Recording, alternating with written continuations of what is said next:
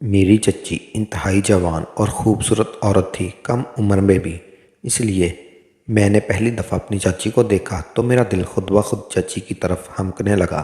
चाची भी मुझे बच्चा समझकर मेरे साथ वक़्त गुजारती, बातें करती और हम दोनों धीरे धीरे एक दूसरे के करीब हो गए। और फिर चाची ने मुझसे अपने दुख सुख बयान करना शुरू कर दिए। इस वक्त मुझे पता चला कि चाची अपनी शादीशुदा ज़िंदगी से बिल्कुल भी खुश नहीं थी। चचा ना ही चाची को ज़्यादा वक़्त दे पाते थे और ना ही उनकी जिनसी ख्वाहिशात को पूरा कर पाते थे। कभी कभी तो मैंने चच्ची को चुप चुप कर रोते हुए भी देखा था।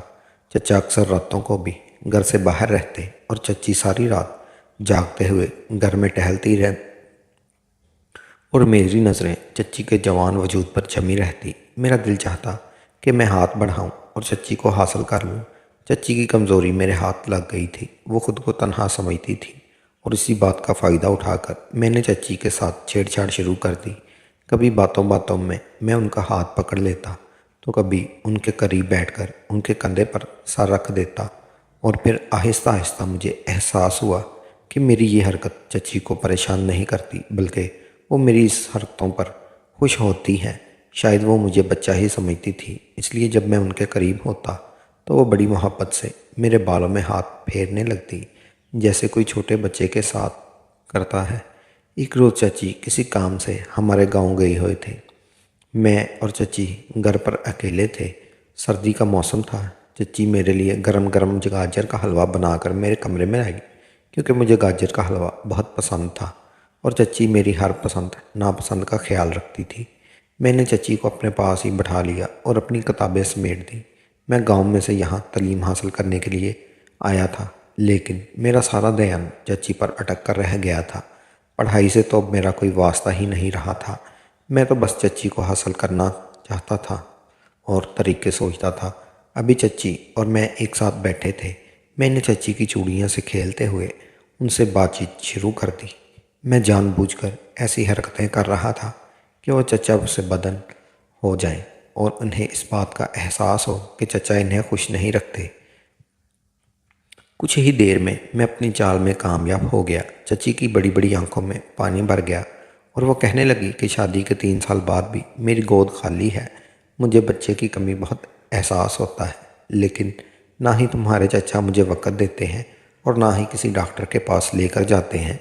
मैंने मौका देकर जल्दी से चची की गोद में सर रख दिया और कहा कि मैं हूं ना आपका बेटा, आप मुझे प्यार किया करें। मेरी बात पर चाची मुस्कुराई और फिर उन्होंने मेरे बालों में हाथ फेरना शुरू कर दिया। मैंने भी चाची की गर्दन में अपना बाजू डाल दिए और फिर धीरे धीरे सारी हदों को पार करता चला गया। रात का अंधेरा था और सर्दी की शिद्दत थी। चच्ची भी जज्बात की शिद्दत से चूर चूर थी, इसलिए चच्ची ने मुझे कोई मज़ाहमत ना की। शायद वो चचा के रवैये से इस कदर दुखी थी कि इन्हें इस बात का एहसास भी नहीं हुआ था कि वो मेरे जाल में फंस चुकी है। सारी रात मैंने और चच्ची ने एक साथ गुजारी थी। चच्ची को सुबह वापस आना था। सुबह का सूरज निकलने से पहले ही चच्ची को होश आ गया था कि उन्होंने क्या कर दिया है। शायद उन्हें अपनी गलती का एहसास भी हुआ था। वो जल्दी से अपने कपड़े उठाए अपने कमरे में फ़रार हुई और मैं एक अंगड़ाई लेकर अपनी खुशनसीबी पर मुस्कुराने लगा। बैठे बिठाए मुझे चच्ची के साथ नसीब हो गया था। मेरी तो लॉटरी निकल आई थी, क्योंकि मुझे मालूम था कि अब मैं जब चाहूँ चच्ची के साथ अपनी ख्वाहिशों को पूरा कर सकता हूँ। इत्तेफाक हुआ कि मौसम ख़राब होने की वजह से चचा सुबह भी लौट कर नहीं आए। मैं नहा धोकर निकला तो सीधा चच्ची के सर पर पहुँच गया। वो बावर्ची खाने में सर झुकाए नाश्ता बना रही थी। मुझे देखते ही गड़बड़ा गई और इससे पहले कि वो मुझसे मुंह फेरती, मैंने ज़बरदस्ती उन्हें अपनी बाहों में कसकर अपने करीब किया और साफ लफ्ज़ों में उनसे कह दिया कि अब वो मेरी हैं और मैं उनकी हर कमी को पूरा कर दूंगा। मेरी ये बात सुनकर चची ने जल्दी से इनकार में सर हिलाया और कहने लगी, दिलबराज, इसकी कोई ज़रूरत नहीं। जो कुछ भी हुआ वो गलती से हुआ और मुझे इस पर शर्मिंदगी है। तुम्हारा चचा कितना ही बुरा आदमी क्यों ना हो, मैं ये सब कुछ नहीं कर सकती। मुझे तो ये सोचकर ही खौफ आ रहा है कि तुम्हारे चचा को ये सब पता चलेगा तो क्या होगा। मैंने चची को प्यार से समझाया कि चचा को कुछ भी बताने की कोई ज़रूरत नहीं है। जब भी चचा घर में नहीं होंगे हम दोनों एक साथ वक्त गुजार सकते हैं, लेकिन चची ने साफ इनकार कर दिया और कहने लगी कि कल रात जो कुछ भी हुआ और वो सब एक गुनाह और एक गलती के सिवा कुछ भी नहीं है। तो तुम्हें अपना बेटा समझती हूँ, मगर मुझे अब चची के इनकार से कोई फ़र्क नहीं पड़ता था, इसलिए मैंने चची को आगे बढ़कर गले से लगा लिया। वो बेचारी कुछ देर तो मचलती रही और फिर मैंने खुद ही छोड़ दिया। वो घबरा कर पीछे हटी और फ़ौरन अपने कमरे में चली गई। दोपहर का वक़्त मेरे पास चचा का फ़ोन आया और कहने लगे कि कुछ मसले हो गए हैं, इसलिए मुझे 2 दिन और गांव में रुकना पड़ेगा। तुम अपनी चची का ख्याल रखना। मैंने चचा को यकीन दिलाया कि मैं चची का खूब ख्याल रखूँगा और फिर फ़ोन बंद कर दिया। मेरी तो खुशी की इंतहा ना रही थी। मुझे मज़ीद 2 दिन मिल गए। चची अपने कमरे में थी, शायद उनका फ़ोन मिल नहीं रहा था, इसलिए चचा ने मुझे फ़ोन किया था। मैं ये ख़बर देने चची के कमरे में गया तो देखा कि वो वॉशरूम में थी। मैंने जल्दी से ऊपर चढ़कर रोशनदान से वॉशरूम में झांका तो उनकी हालत देखकर मेरा दिल डोलने लगा। मैंने झट अपना मोबाइल फ़ोन निकाला और धड़ाधड़ चची की कुछ तस्वीरें बना ली। थोड़ी ही देर बाद चची नहा कर निकली तो मैंने सीधे चची को उठाकर बिस्तर पर पटक दिया। मेरी इस हरकत पर उनकी चीख निकल गई थी। मैंने जल्दी से चची के मुंह पर हाथ रखा और धीरे धीरे से कान में उन्हें ये खबर सुनाई कि चचा अब 2 दिन बाद लौट कर आएंगे। ये सुनकर चची के चेहरे की हवाइयाँ उड़ गई। वो बहुत ही ज़्यादा परेशान नज़र आ रही थी। शायद वो मेरे साथ वक़्त नहीं गुजारना चाहती थी, इसलिए मुझे धक्के देने लगी थी, लेकिन मुझे इस बात से कोई गर्ज नहीं थी। मेरे हाथ उनकी कमज़ोरी थी, मैं उन्हें ब्लैकमेल भी कर सकता था। फिर मैंने 2 दिन चची के साथ इसी तरह गुजारे। जबकि मेरा दिल चाहता था मैं उनके पास चला जाता और वो बेचारी मजबूरन मेरे साथ वक़्त गुजारने पर मजबूर होती, क्योंकि मैंने उन्हें बता दिया था कि मेरे फ़ोन में उनकी बहुत सी बरहाना तस्वीरें मौजूद हैं। और इस बात ने उन्हें बहुत ज़्यादा परेशान कर दिया था और मजबूर भी। वो बार बार मुझे समझाने की कोशिशें करती कि जो कुछ मैं कर रहा हूँ वो गलत है। वो चचा को धोखा नहीं देना चाहती थी, लेकिन मुझ पर तो शैतान सवार हो चुका था। मैं अपनी जिनसी ख्वाहिशात के आगे उसे कदरे बेखस हो गया था। मुझे कोई रिश्ता भी याद नहीं रहा था। मैं किसी भूखे भेड़िए की तरह बस चच्ची के वजूद को हासिल करने के लिए दीवाना होने लगा था। 2 दिन इसी तरह गुजरे और चचा गांव से लौट कर आए और फिर मामूल के मुताबिक रूटीन शुरू हो गई। मुझे चची से दूर होना पड़ा और इस बात ने मेरे अंदर आग लगा दी। मैं जवान था और मुझे चची के साथ वक़्त गुजारने के मज़े लग चुके थे, इसीलिए बस मैं मौके की तलाश में रहने लगा और जब मुझे मौका मिलता मैं चची के साथ वक़्त गुजारता। मैं गांव से चचा के पास तालीम हासिल करने के लिए आया था, लेकिन नई नई शहरी ज़िंदगी ने मुझे ऐसे मज़े लगाए थे कि मैं सब कुछ भूल गया। कॉलेज में मेरी दोस्ती कुछ अय्याश लड़कों के साथ हुई तो मैं पढ़ाई से ज़्यादा लड़कियों में दिलचस्पी लेने लगा।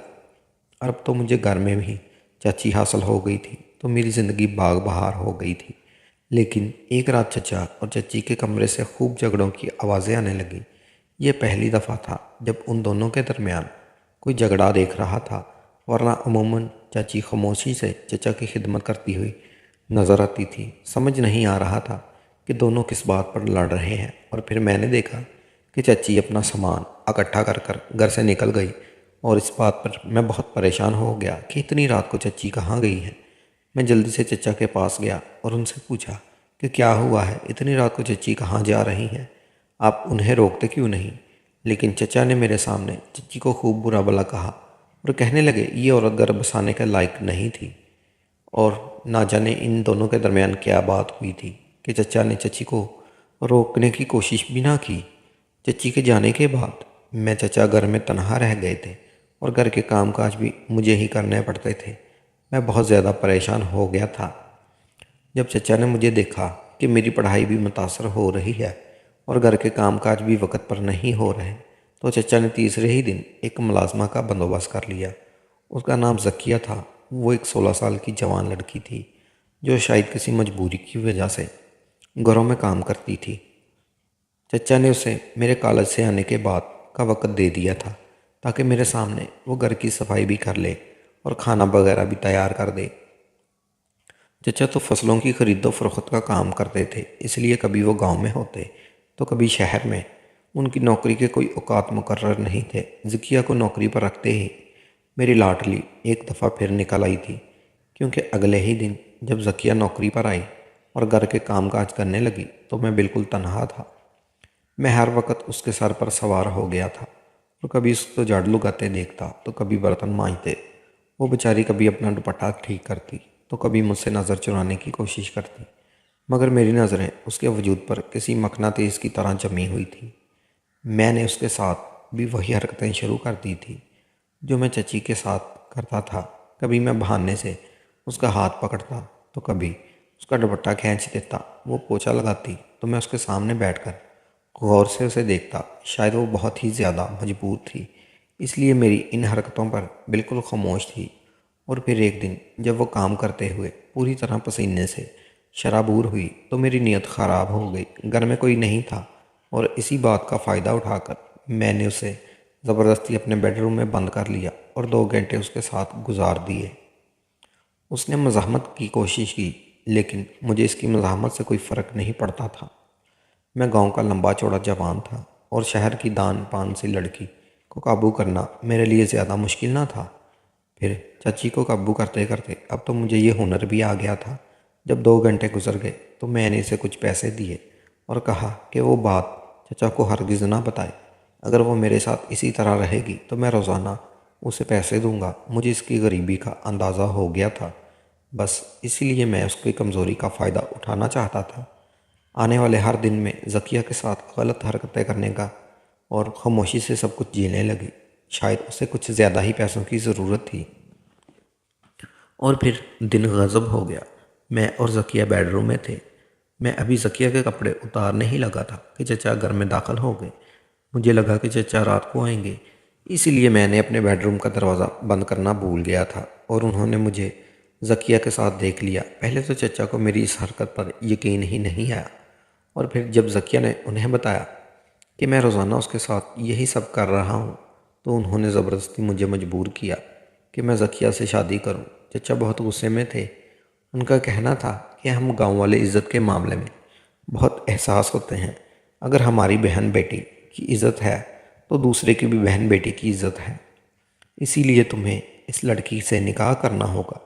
पहले तो मैंने साफ इनकार कर दिया कि मैं एक मुलाजमा से शादी नहीं कर सकता, और फिर अभी तो मैं पढ़ाई कर रहा हूँ। लेकिन चचा ने मुझे धमकी दी कि अगर मैं निकाह ना किया तो वो गांव जाकर मेरे माँ बाप मेरी हरकतों से आगाह कर देंगे। ये सुनना था कि मेरे होश ठिकाने आ गए। मुझे अपने माँ बाप से बहुत खौफ आता था। मेरे बाप एक ज़िम्मेदार थे और इज़्ज़त के मामले में हसास भी थे। अगर उन्हें पता चलता कि मैंने एक लड़की के साथ ऐसी हरकत की है तो वो मुझे ज़िंदा ज़मीन में उतार देते। इसलिए चचा की बात मानकर मैंने ज़किया से निकाह की हामी भर ली।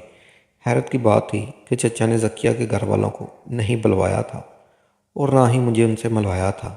मेरे पूछने पर चचा ने कहा था कि ज़किया के घर वालों को उन्होंने खुद संभाल लिया है। इस निकाह में कोई भी शरीक नहीं हुआ था और ना ही ज़किया के घर वाले। बस एक काजी को बुलाया गया था। मेरा और ज़किया का निकाह हुआ और हम दोनों मियाँ बीवी बन गए। ज़किया क्योंकि बहुत ही खूबसूरत और प्यारी लड़की थी, इसलिए मुझे उसकी शादी पर कोई अफसोस नहीं था। मैं तो खुशी खुशी उसके साथ ज़िंदगी गुजारने लगा था। और फिर कुछ ही दिनों में मुझे सच में ज़किया से बहुत मोहब्बत होगी। वो बहुत अच्छी थी, मेरा खूब ख्याल भी रखती थी। ज़किया से शादी के बाद मैंने किसी दूसरी लड़की को नज़र उठाकर भी नहीं देखा था। मुझे लगा कि अब मुझे ये सब कुछ करने की ज़रूरत नहीं है। अब तो मुझे चच्ची का ख्याल भी नहीं सताता था। इन्हें इस घर से गए महीना होने वाला था और इस एक महीने में बहुत कुछ बदल गया था। यहाँ तक कि मेरी और ज़किया की शादी भी हो गई थी, लेकिन चच्ची पलट कर नहीं आई थी। उनके और चचा के दरमियान क्या मामला हुआ था अब भी इस बात से बेखबर था। एक दो दफ़ा मैंने चचा से कहा था कि वो चची को वापस ले आए, लेकिन मेरी इस बात पर चचा ने कोई जवाब नहीं दिया था। दिन यूं ही तेज़ी से गुजरते गए। मेरी तालीम का सिलसिला जारी था।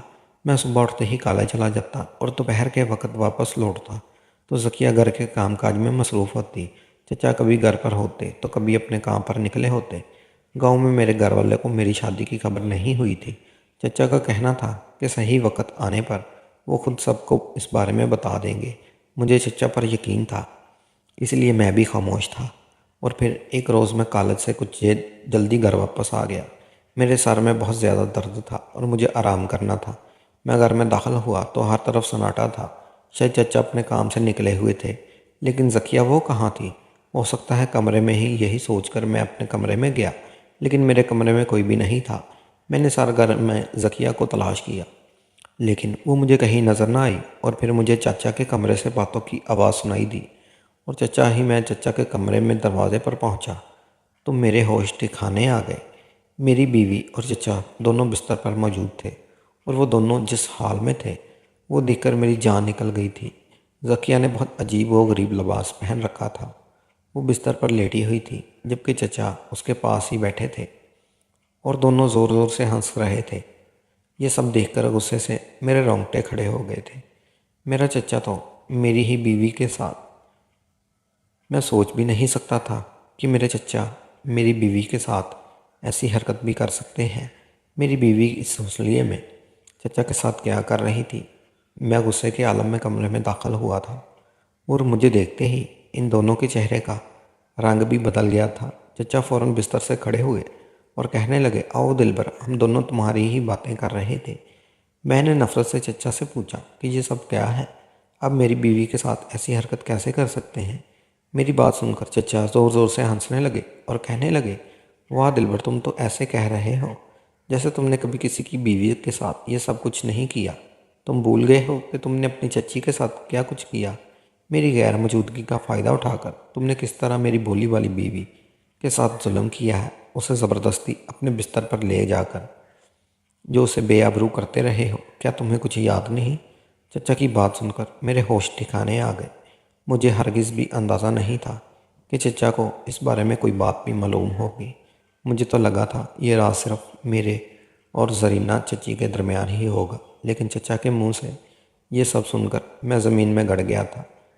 चचा कुछ कदम उठकर मेरे करीब आए तो मैं पूरी तरह गड़बड़ा गया। चचा कहने लगे, तुमने जरीना के साथ जो कुछ भी किया वो सब मुझे अच्छी तरह मालूम है। जरीना ने मुझे खुद बताया था कि तुम्हारी हरकतें कैसी हैं, और तुमने उसके तन्हाई का फ़ायदा उठाकर उसके साथ जुल्म किया है।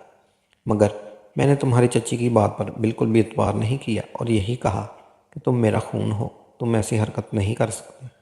तुम्हारी चाची ने जब बार बार मुझे यही बात बताने की कोशिश की तो मैंने गुस्से में ना सिर्फ उसे झगड़ा किया बल्कि उसे घर से भी निकाल दिया। मैं तो तुम पर शक भी नहीं करना चाहता था। तू मेरा खून हो, और मेरे ख़ानदान में कोई भी मर्द औरत की इज़्ज़त के साथ नहीं खेलता। इसीलिए मैंने अपनी बीवी को ही झूठा करार दिया और उसे घर से निकाल दिया। लेकिन जरीना के जाने के बाद मुझे एहसास हुआ कि मेरी बीवी मुझसे वफ़ादार थी और वह कभी इस किस्म का झूठ नहीं बोल सकती, और इसीलिए सच्चाई जानने के लिए मैं ज़किया को इस घर में ले आया। ज़किया एक तवाइफ़ है और मैंने इसे पैसे देकर मुलाजमा बनने का कहा था। मैं देखना चाहता था कि जरीना ने जो कुछ तुम्हारे बारे में कहा वो सच है या झूठ। और फिर धीरे धीरे मुझे पता चला कि जरीना का हर लफ्ज़ सच था, लेकिन फिर भी मैंने ज़किया को काम करने दिया ताकि जान सकूं कि तुम किस हद तक गिर सकते हो। और फिर ज़किया ने भी मुझे वही सारी बातें बताई जो जरीना ने बताई थी। तुमने जिस तरह जरीना के साथ ज़्यादती की थी उसी तरह ज़किया को भी अपना निशाना बनाया। मैंने ज़किया को मज़ीद पैसे दिए और तुम्हारा और ज़किया का निकाह पढ़वाया ताकि तुम्हें पता चले कि इज़्ज़त और ज़िल्लत क्या होती है। तुम्हारी बीवी एक तवाइफ़ है, ये सच तुम्हें सारी ज़िंदगी मारता रहेगा।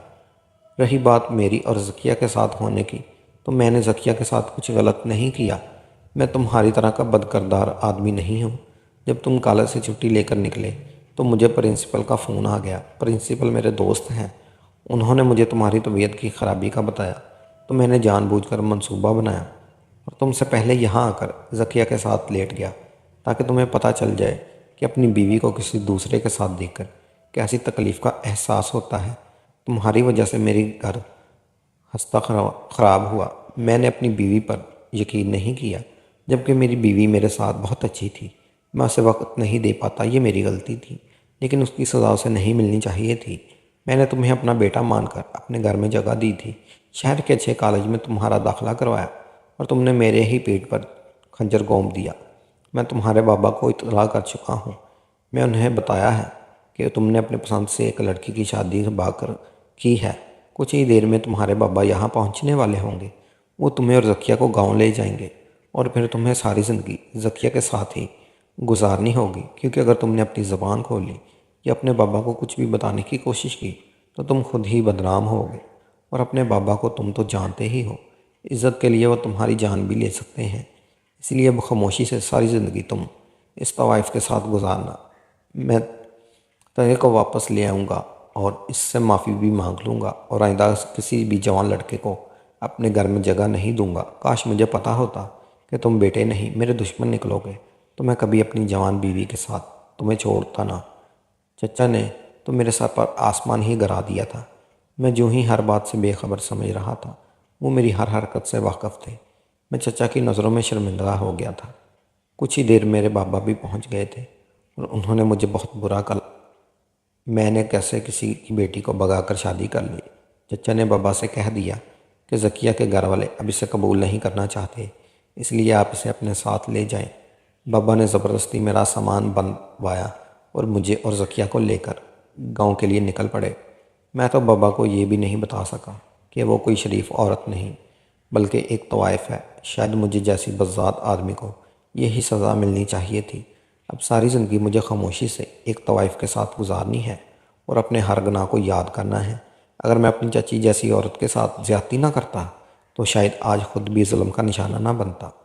ज़किया की माँ एक तवाइफ़ थी, इसलिए कम उम्री से इसे भी इसी पेशे में आना पड़ा था, और अब यह मेरी ज़िम्मेदारी थी कि मैं इसकी इज़्ज़त की ज़िंदगी देता और इसके माजी को दुनिया से छुपा कर रखता, क्योंकि कहीं ना कहीं मैंने भी इसके साथ बहुत जुल्म किया था। आप लोगों को क्या लगता है जो कुछ मेरे चचा ने मेरे साथ किया, क्या वही डिज़र्व करता था? पर मुझे इससे भी बड़ी सज़ा मिलनी चाहिए थी।